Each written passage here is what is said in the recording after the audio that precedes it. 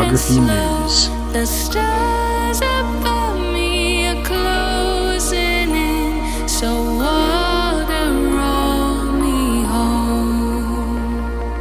Day will come, but night is long. The siren song still calls me on. The fading candle is growing dim, so water pull me in. Knowledge of the oceans is more than a matter of curiosity. Our very survival may hinge upon it. In Ocean News 19, we start off with the Slocum Glider Users Conference that took place in Woods Hole earlier in October and culminated with the launch of the Sentinel mission on October 10th. The Sentinel mission was launched on October 10th, which is the first robotic underwater glider set out to circumnavigate the globe. The Slocum glider is named Redwing Research Education Doug Webb International Glider, honoring Doug Webb, the pioneering scientist and entrepreneur who invented the Slocum glider and who founded Webb Research, the predecessor to Teledyne Marine, and he passed away in 2024.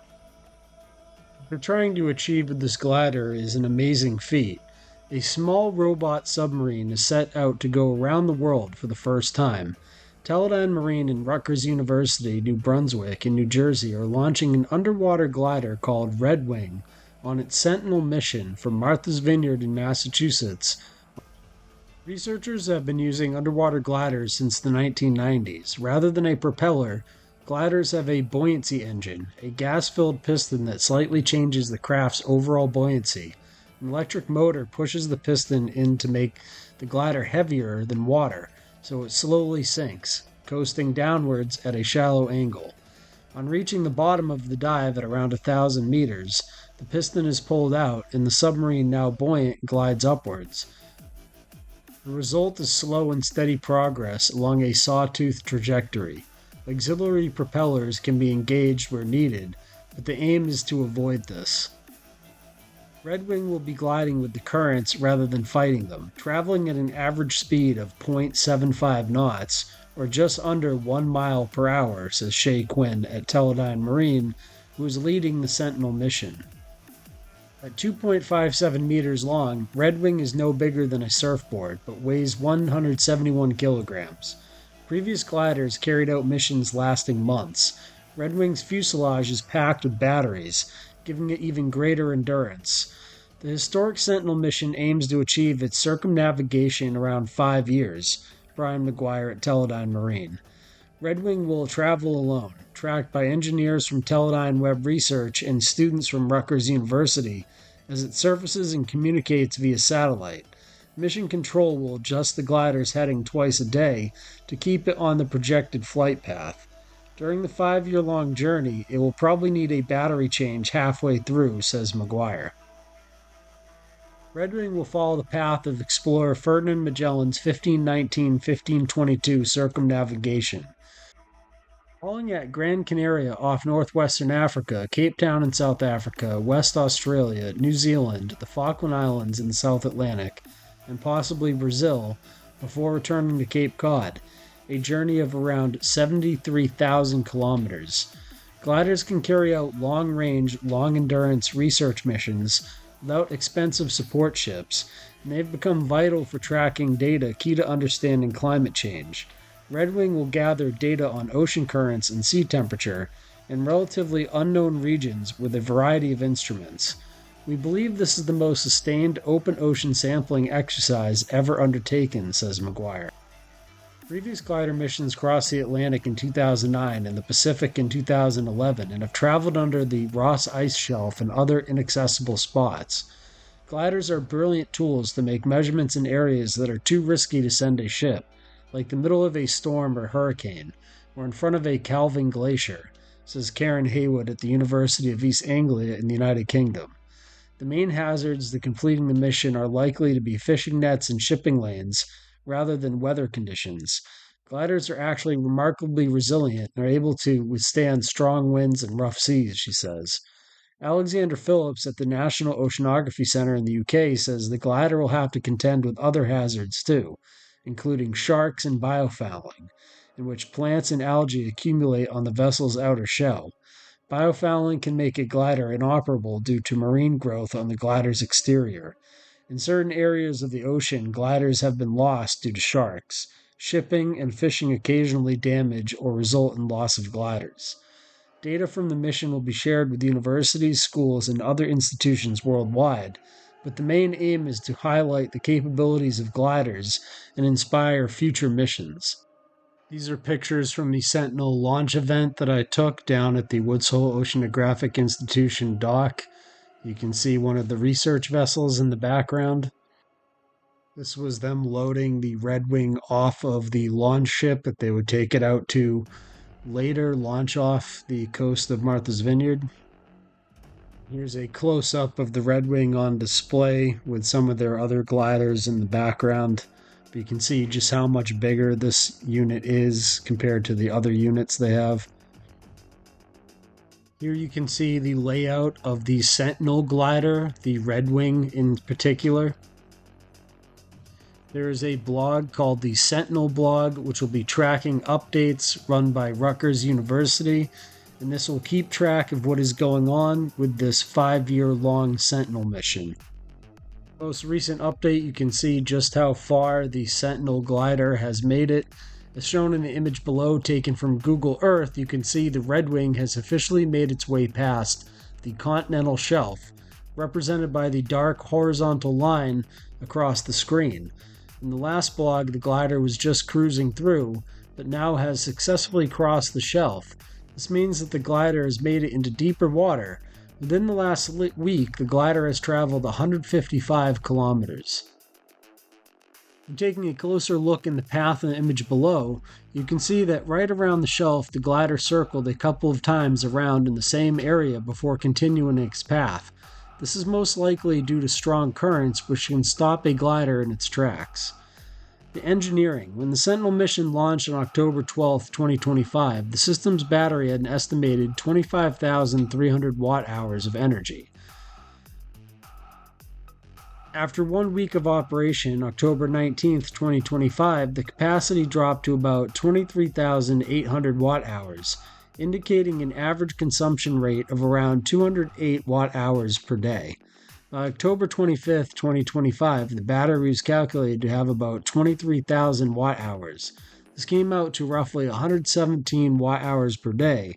The slower rate of depletion reflects a change in the glider's operation. During the first week, Redwing was in a bathtub mode to reach the continental shelf break quickly. Bathtub mode is when the glider uses shallower dives and activates its rear thrusters to reach its checkpoint quicker. Once it resumed its buoyancy-driven propulsion, its energy consumption dropped significantly. So far, the glider has consumed about 9.1% of its total battery. With our new AUV CTD that's just come to market, we could have saved them power, as our AUV ULP version only draws 40 milliwatts as compared to what they have in their system currently, which draws 240 milliwatts, and we could have delivered the same accuracy in terms of conductivity and salinity measurement. Speaking of those measurements, here are the salinity readings so far coming out of the Redwing.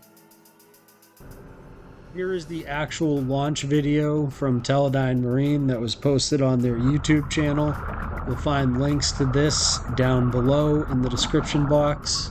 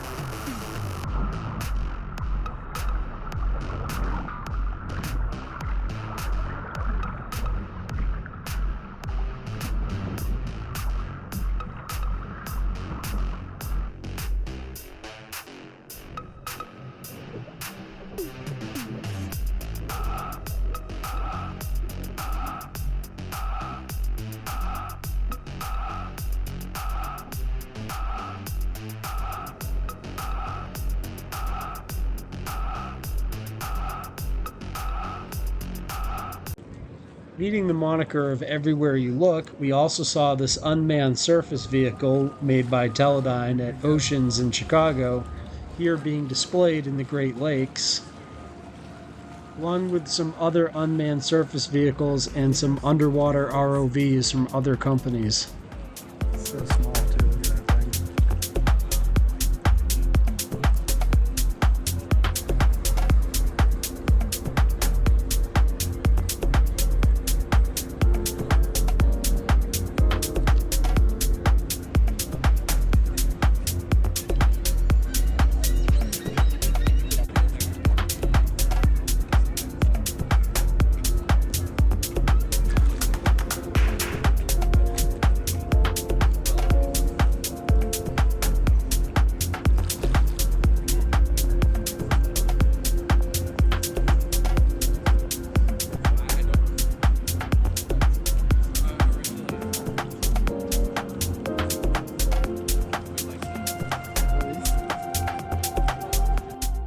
Next story comes out of Scripps Oceanography. Scientists crack the secret behind nature's ultimate camouflage.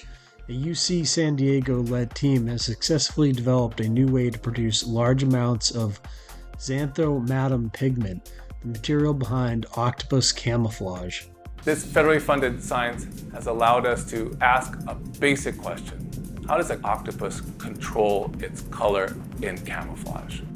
That has now led us to discover this new pigment, how to make it in bulk in a microbe, and now that is opening up all these new doors to being able to study this chemical for the very first time in our laboratory. A new study led by UC San Diego's Scripps Institution of Oceanography describes a major breakthrough in understanding nature's ability to camouflage, as they successfully develop a new way to produce large amounts of xanthomatum pigment. Their nature-inspired method massively overproduced the pigmented material for the first time in bacterium, opening new possibilities for the pigment's use in a wide range of materials and cosmetics, from photoelectronic devices and thermal coatings to dyes and UV protectants. The new approach produces up to 1,000 times more material than traditional methods. We've developed a new technique that has sped up our capabilities to make a material, in this case the xanthomatum, in a bacterium for the first time, said Bradley Moore, the study's senior author and marine chemist with the joint appointments at Scripps Oceanography and UC San Diego SCAG School of Pharmacy and Pharmaceutical Sciences. This natural pigment is what gives an octopus or a squid its ability to camouflage, a fantastic superpower, and our achievement to advance production of this material is just the tip of the iceberg. Published November 3rd in Nature Biotechnology, the study was funded by the National Institutes of Health and the Office of Naval Research, the Swiss National Science Foundation, and the Novo Nordisk Foundation. These researchers came up with a new solution they called growth-coupled biosynthesis. The way in which they bioengineered the octopus pigment, a chemical in a bacterium, represents a novel departure from typical biotechnological approaches. Their approach intimately connected the production of the pigment with the survival of the bacterium that made it. We need a whole new approach to address this problem, said Leah Bushin, lead author of the study, now a faculty member at Stanford University, and formerly a postdoctoral researcher in the Moore Lab at Scripps Oceanography, where her work was conducted. Essentially, we came up with a way to trick the bacteria into making more of the material that we needed. Typically, when researchers try to get a microbe to produce a foreign compound, it creates a major metabolic burden. Without significant genetic manipulation, the microbe resists diverting its essential resources to produce something unfamiliar. By linking the cell's survival to the production of their target compound, the team was able to trick the microbe into creating xanthomatum. To do this, they started with genetically engineered sick cell, one that could only survive if it produced both the desired pigment along with a second chemical called formic acid. For every molecule of pigment generated, the cell also produced one molecule of formic acid. The formic acid in turn provides fuel for the cell's growth, creating a self-sustaining loop that drives pigment production. We made such activity that through this pathway of making the compound of interest is absolutely essential for life. If the organism doesn't make xanthomatum, it won't grow, said Bushin.